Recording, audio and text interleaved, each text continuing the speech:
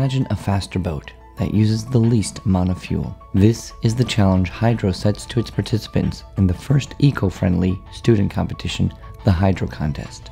Teams from universities around the world will attempt to rise to this challenge in Lausanne, Switzerland, from the 23rd to the 27th of July on the shores of Lake Geneva.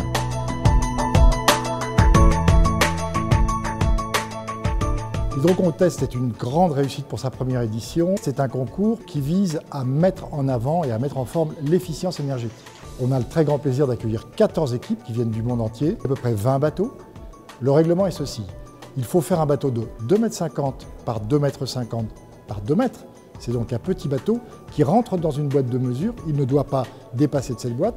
Et tous les bateaux auront exactement la même puissance motrice, un petit moteur électrique, 1200 watts, une batterie que nous fournissons à chaque concurrent.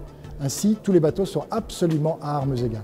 L'Hydro-Contest est un grand événement parce que c'est sans doute, même sûrement, le premier concours éco-responsable du domaine maritime.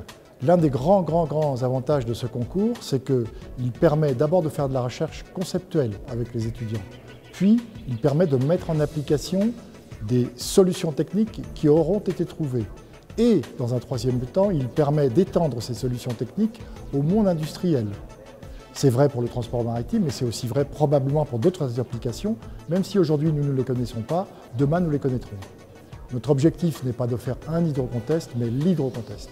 L'idée d'Hydros, à travers l'Hydro-Contest, c'était non seulement de faire travailler les futurs ingénieurs sur le développement de nouvelles technologies, mais aussi sur la gestion d'un projet de A à Z. Quand on part d'une feuille blanche, c'est en même temps génial parce qu'on peut mettre beaucoup d'idées, mais c'est aussi dur de ne pas partir dans toutes les directions. On peut avoir des très bonnes idées, si on n'a pas réussi à les mettre au point, on n'a pas pris le temps de les mettre au point, une bonne idée peut devenir une mauvaise réalisation.